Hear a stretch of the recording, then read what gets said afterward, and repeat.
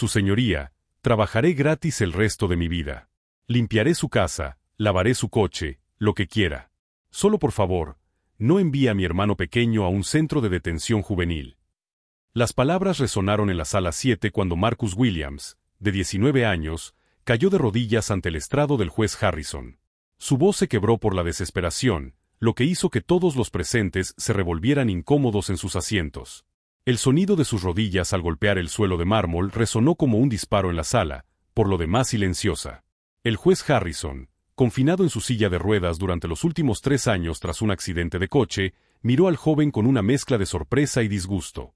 Sus dedos, impecablemente cuidados, tamborileaban con impaciencia contra el reposabrazos de su costosa silla de ruedas. Señor Williams, esto es totalmente inapropiado. Levántese de inmediato. Pero Marcus permaneció de rodillas, con lágrimas corriendo por su rostro y las manos juntas en un gesto de pura desesperación. Por favor, señor. Mi hermano Danny solo tiene 14 años. Cometió un error, pero no es como nuestro padre. No es un delincuente. Es un estudiante de honor, señor. Es voluntario en el refugio de animales todos los fines de semana. La sala quedó en silencio, salvo por sollozos ahogados provenientes de la galería donde Danny Williams, con su uniforme naranja de detención juvenil, apenas parecía estar en secundaria.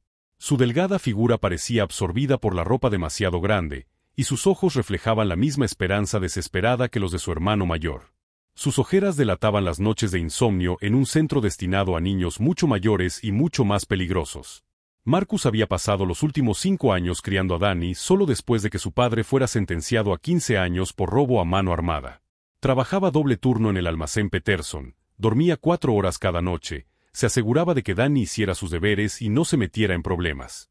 Había asistido a todas las reuniones de padres y maestros, a todas las obras de teatro escolares, a todos los partidos de fútbol. Todo iba perfecto hasta que una noche estúpida lo cambió todo.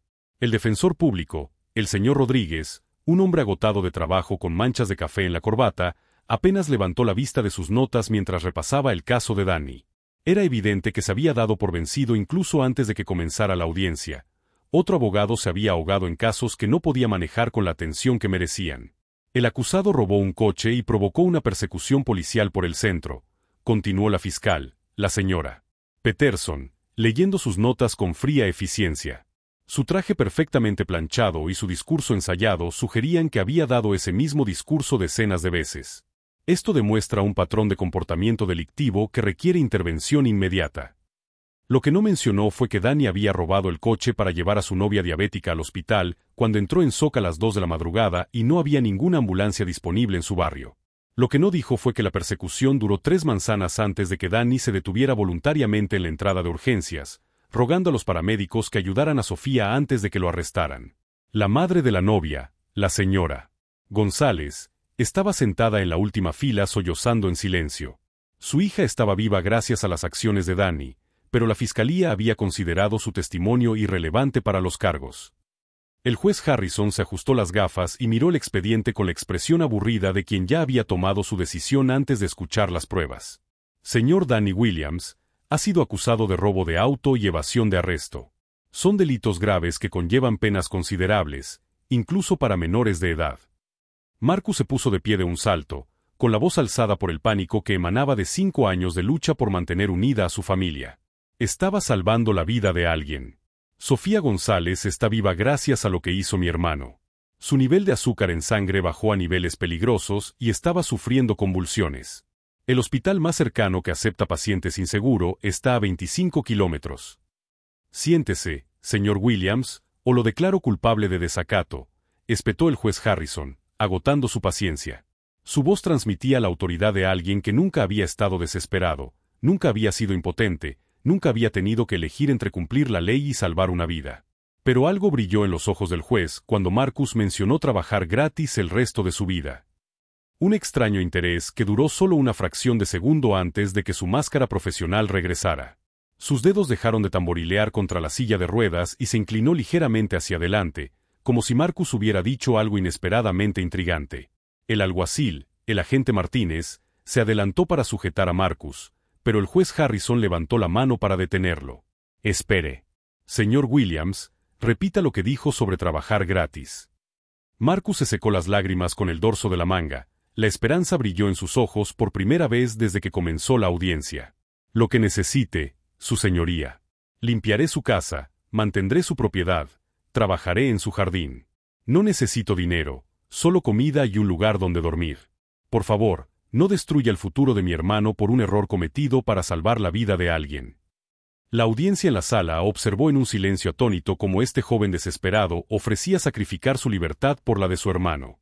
Incluso la taquígrafa había dejado de escribir, con las manos congeladas sobre el teclado, presenciando algo que parecía más una subasta de esclavos que un proceso judicial. Lo que nadie en esa sala sabía era que el juez Harrison había estado investigando en secreto algo mucho más siniestro que el intento desesperado de un adolescente por salvar una vida.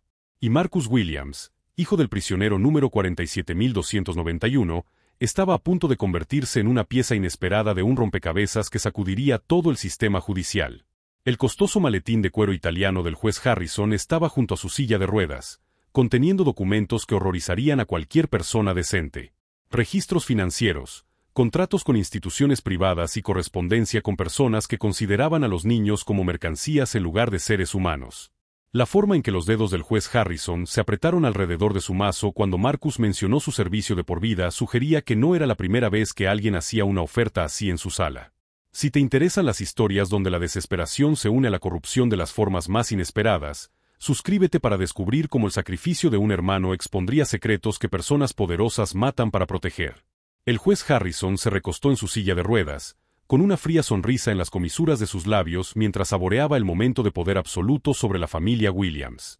Sus dedos recorrieron el borde de su costoso reloj Rolex, un regalo que pocos sabían que había sido comprado con el dinero ganado arruinando vidas jóvenes.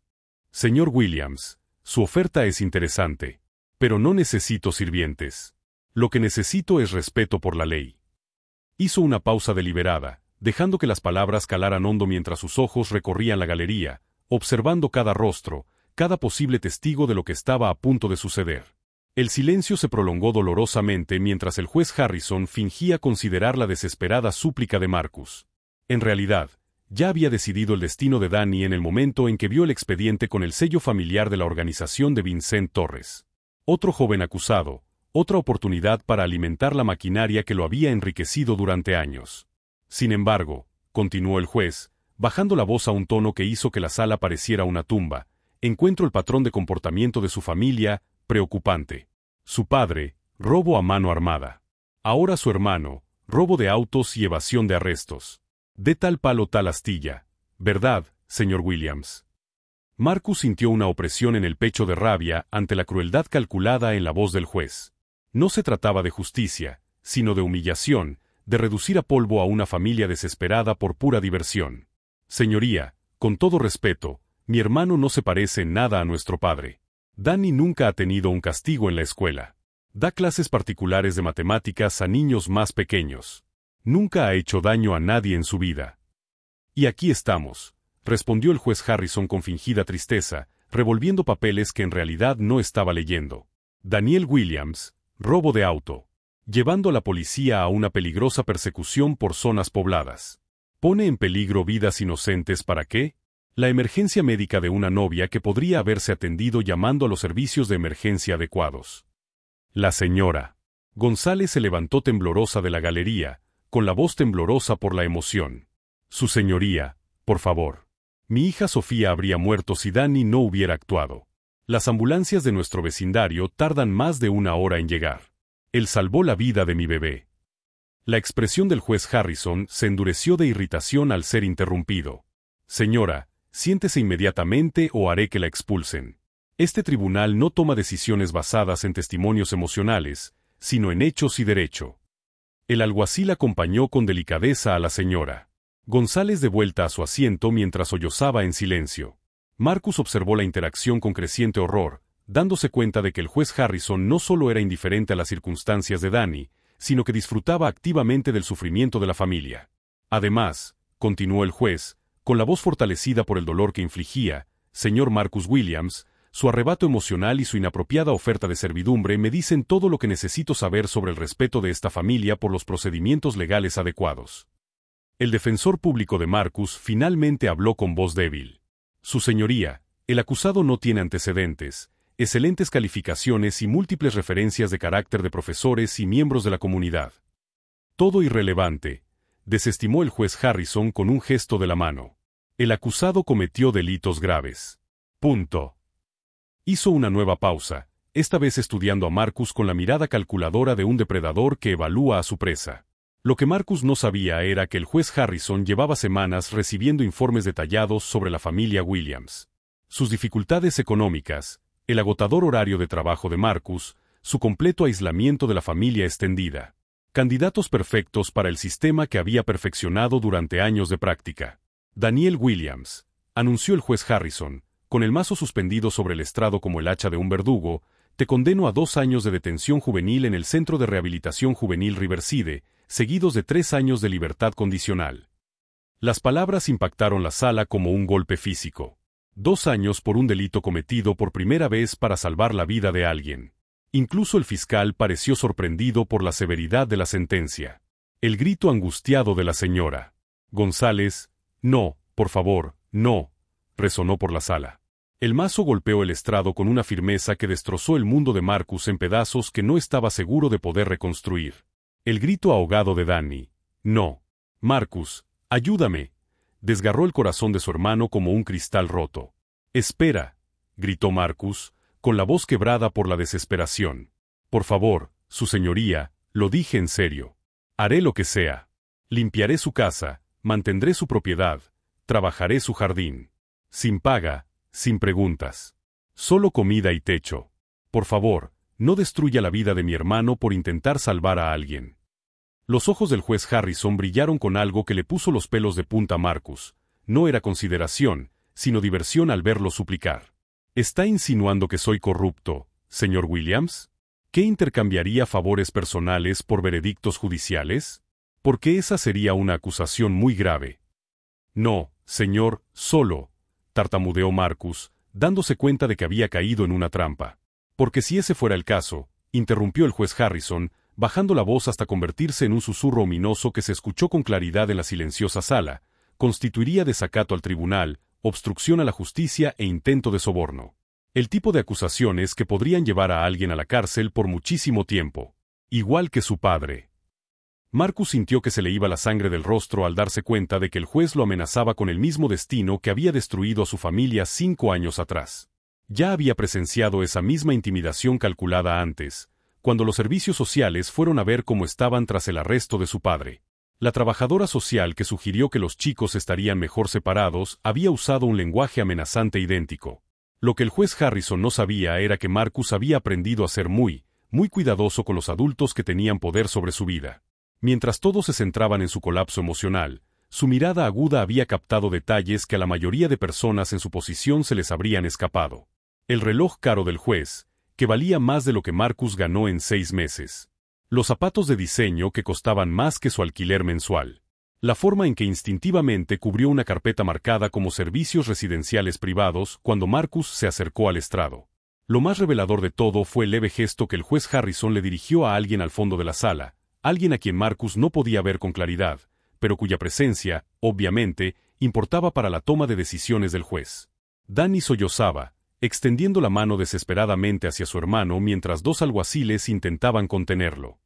Marcus, no dejes que me lleven. Prometiste protegerme. Prometiste que estaríamos juntos pasara lo que pasara. El terror de su hermano pequeño atravesó a Marcus como una cuchilla de sierra. Era el mismo chico que todavía revisaba las cerraduras 2 veces antes de acostarse porque su padre solía traer gente peligrosa a su apartamento. El mismo chico que había aprendido a cocinar comidas elaboradas a los 9 años, porque alguien tenía que preparar la cena cuando Marcus trabajaba turnos de 16 horas para mantenerlos a flote. Su señoría, intentó Marcus una vez más, con la voz apenas por encima de un susurro, luchando por contener las lágrimas que amenazaban con derrumbarlo por completo, solo es un niño que intentó salvar la vida de alguien. Por favor, tenga piedad. La expresión del juez Harrison se volvió glacial, y toda pretensión de consideración judicial se desvaneció por completo.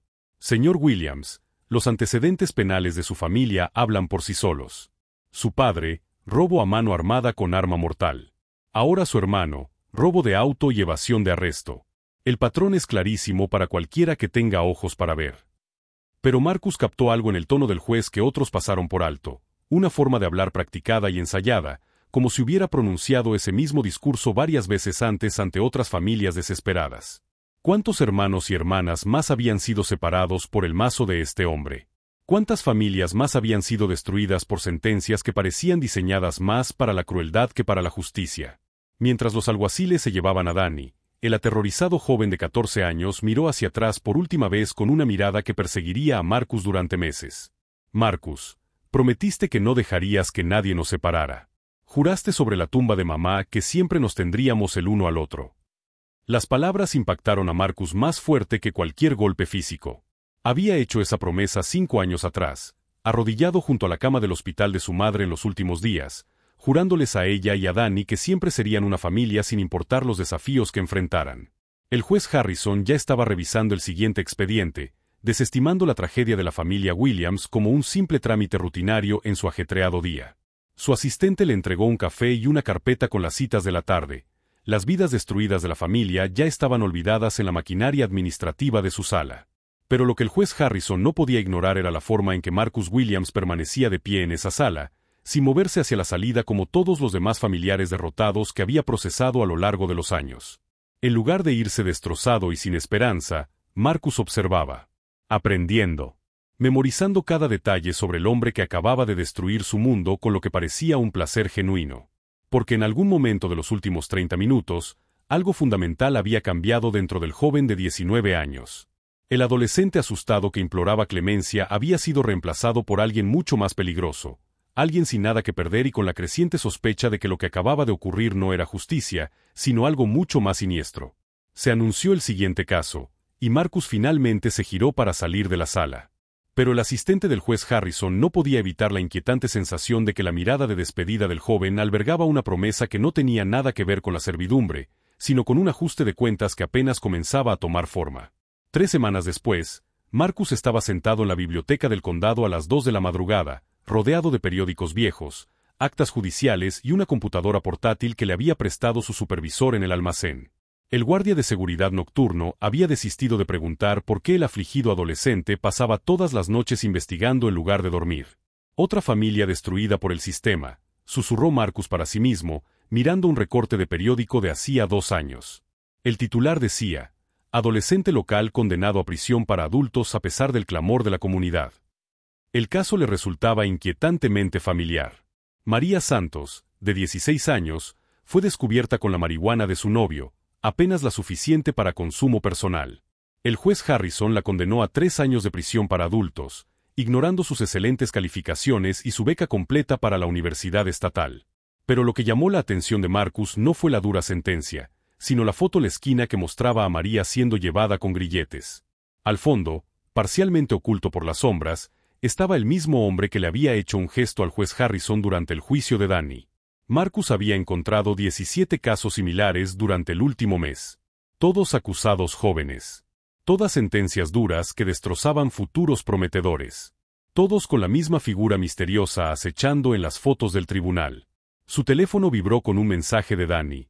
Marcus, por favor, sácame. Los chicos mayores aquí son peligrosos. Tengo miedo. El mensaje interrumpió su concentración por un momento, inundándolo de culpa y rabia. Pero Marcus había aprendido a canalizar esas emociones en algo más productivo que las lágrimas. Cada noche, añadía una pieza más a un rompecabezas que se volvía cada vez más claro y absolutamente aterrador. Disculpe, ¿es usted Marcus Williams? Marcus levantó la vista y vio a una mujer de unos 30 años, profesional pero con aspecto cansado, sosteniendo una carpeta manila llena de documentos. Soy Sarah Chen, periodista de investigación del Herald Tribune. Llevo 3 semanas observándola a investigar los casos del juez Harrison. ¿Le importa si me siento? El primer instinto de Marcus fue correr. Hablar con periodistas parecía peligroso, sobre todo cuando eres hijo de un delincuente convicto que indaga en los asuntos de un juez. Pero algo en la franqueza de Sarah y el cansancio en su mirada sugería que no estaba allí para explotar su historia. Usted también lo está investigando, dijo Marcus. No era una pregunta. Sarah asintió, abriendo su carpeta y revelando fotografías, registros financieros y lo que parecían imágenes de vigilancia. Desde hace 2 años. Desde que mi sobrino fue condenado a 15 años por un primer delito de drogas en el tribunal de Harrison. Extendió los documentos sobre la mesa, y Marcus sintió que se le aceleraba el corazón. Registros telefónicos que muestran llamadas entre el juez Harrison y el misterioso hombre de las fotos de la sala. Extractos bancarios que revelan pagos a algo llamado Centro de Rehabilitación Juvenil de Riverside. Registros de propiedad que muestran que el juez Harrison poseía acciones en centros penitenciarios privados. Se llama Vincent Torres, continuó Sara, señalando a la figura sombría que Marcus había estado siguiendo. Es un contratista privado que suministra trabajadores a empresas agrícolas y manufactureras. Mano de obra barata, si me entiende. A Marcus se le heló la sangre al ver cómo encajaba todo. Los chicos a los que sentencia no van a un centro de detención juvenil normal. El Centro de Rehabilitación Juvenil de Riverside es un campo de trabajo, confirmó Sara. Técnicamente legal, se promociona como formación de carácter mediante el trabajo honesto. Pero los chicos trabajan turnos de 12 horas recogiendo cosechas y fabricando productos para empresas que pagan a Torres, quien paga a Harrison. La habitación pareció dar vueltas cuando Marcus se dio cuenta de lo que le había pasado a Danny. Su hermano pequeño no solo estaba encarcelado, sino que le estaban utilizando como mano de obra esclava para enriquecer a dos hombres corruptos. ¿Por qué no has publicado esta historia?, preguntó Marcus, con la voz apenas controlada. La expresión de Sara se ensombreció. Porque Torres tiene contactos en todas partes. Policía, servicios sociales, otros jueces. Al último reportero que se acercó demasiado le desaparecieron pruebas de su oficina y terminó enfrentando cargos falsos de agresión. Necesito pruebas que no se puedan robar ni desacreditar. Marcus miró los documentos, con la mente acelerada. El juez Harrison pensó que estaba tratando con otro adolescente destrozado, otro familiar en duelo que finalmente se rendiría y seguiría adelante. Lo que el juez no sabía era que Marcus tenía algo que la mayoría de la gente no tiene: 5 años de experiencia sobreviviendo en un sistema diseñado para aplastar a gente como él. Quizás sepa cómo conseguir esas pruebas, dijo Marcus en voz baja, sacando su teléfono para mostrarle a Sara las docenas de fotos que había tomado durante su investigación. Pero voy a necesitar tu ayuda con algo que probablemente sonará completamente descabellado. Sara miró las fotos, luego la expresión decidida de Marcus, y sonrió lentamente. Chico, después de 2 años investigando esta historia, la locura podría ser justo lo que necesitamos. Lo que ninguno de los dos sabía era que Vincent Torres había estado observando las visitas nocturnas de Marcus a la biblioteca durante la última semana. Y mañana planeaba hacer que la reunión de los hermanos Williams fuera mucho más permanente de lo que ninguno de los dos desearía. 6 meses después, el juez Harrison se sentó tras su estrado revisando lo que creía que era una simple audiencia de sentencia rutinaria. La acusada era María Santos, la misma chica a la que había enviado a una prisión para adultos 2 años antes, y que ahora enfrentaba nuevos cargos tras su liberación. Lo que el juez no sabía era que María llevaba un micrófono oculto, cortesía del grupo de trabajo del FBI que llevaba meses construyendo un caso en su contra. Su señoría, dijo María con voz firme a pesar de su corazón acelerado, antes de que me condene, tengo algo que confesar. Hace 2 años, cuando me enviaron a Riverside, Vincent Torres contactó con mi familia. Dijo que si le pagábamos $5,000, podría conseguir que trabajara en la cocina en lugar de en el campo. El rostro del juez Harrison palideció. Señora Santos, esa es una acusación muy grave. Tenemos los comprobantes, dijo Marcus Williams, levantándose de la galería. En sus manos había carpetas repletas de pruebas, y a su lado estaba sentada Sara Chen con una grabadora que grababa cada palabra. La sala estalló en murmullos cuando Marcus se acercó al estrado. Pero esta vez, no se arrodillaba ni suplicaba. Esta vez, él tenía el poder. Tenemos registros bancarios que muestran pagos de Torres a sus cuentas en el extranjero, continuó Marcus con voz tranquila y clara. Hemos grabado conversaciones telefónicas donde discuten a qué niños enviar según cuánto puedan pagar sus familias. Tenemos testimonios de 43 familias cuyos hijos fueron víctimas de trata a través de su sala. Al juez Harrison le temblaban las manos al tomar el mazo, pero Marcus no había terminado. Lo más importante, su señoría, es que tenemos imágenes de video del interior de Riverside que muestran a niños de 14 años trabajando turnos de 16 horas bajo un calor de 40 grados. Incluyendo a mi hermano Danny. Las puertas del fondo de la sala se abrieron y entró el agente Rivera del FBI con Daniel Williams a su lado. Danny estaba delgado y lleno de cicatrices, pero vivo y libre. El reencuentro entre los hermanos fue silencioso, pero conmovedor. Después de todo, Marcus había cumplido su promesa. Vincent Torres fue arrestado esta mañana, anunció el agente Rivera a la sala atónita. Junto con 12 cómplices involucrados en esta red de tráfico de mano de obra infantil.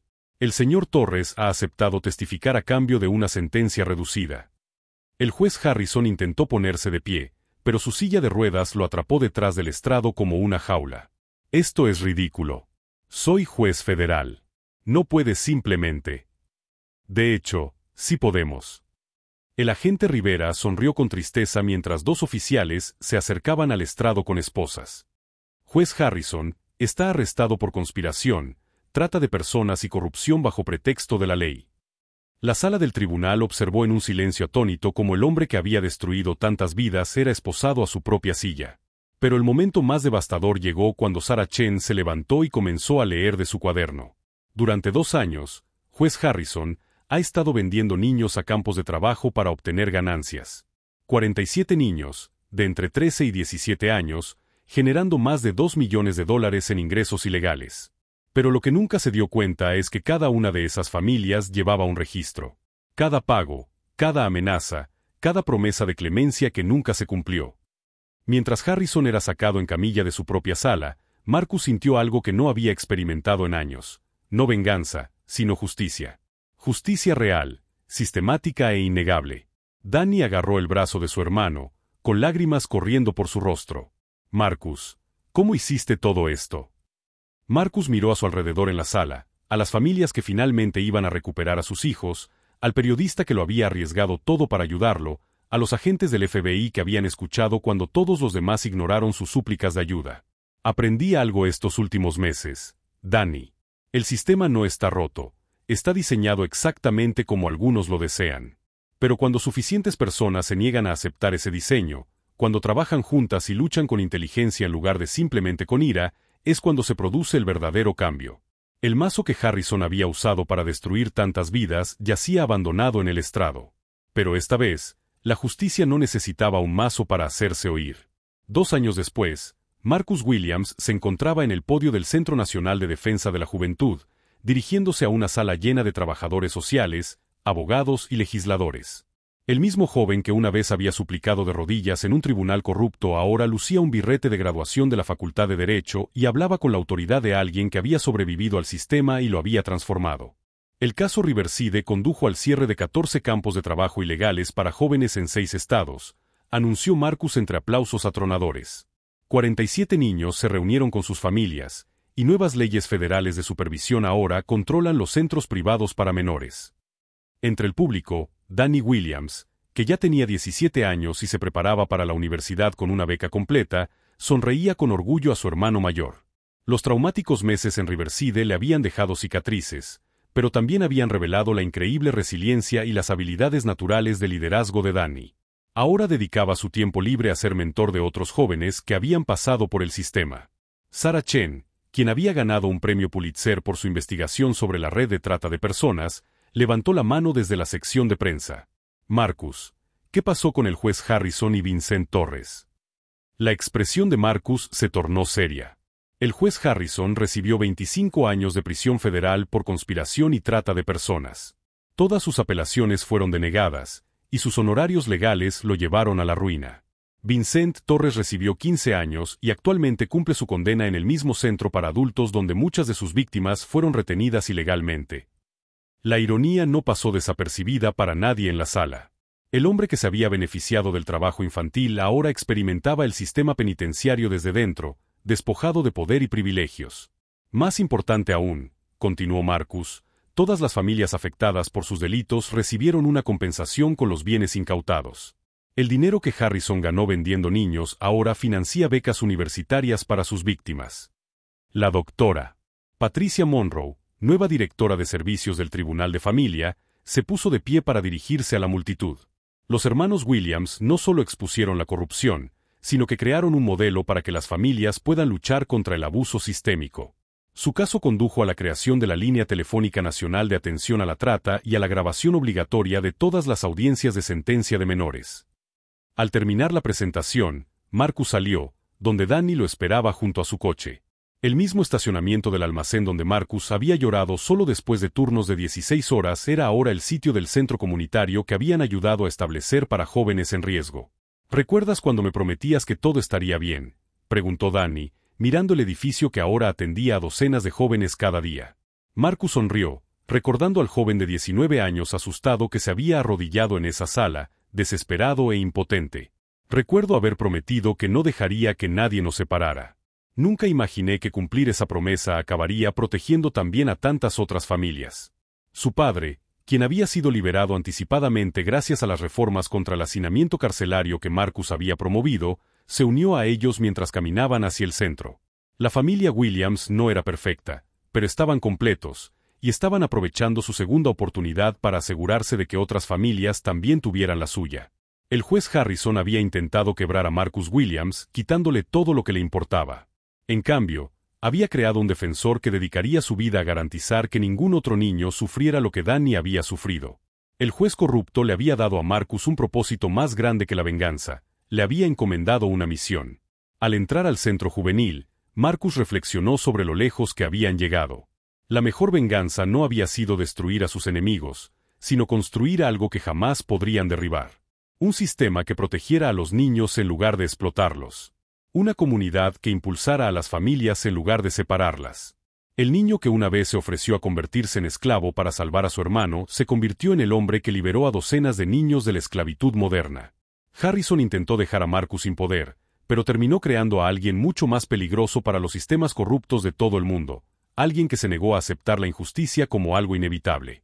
Si esta historia de valentía y justicia te inspiró, suscríbete a nuestro canal para ver más relatos reales de personas comunes que se negaron a permitir que los sistemas poderosos las aplastaran.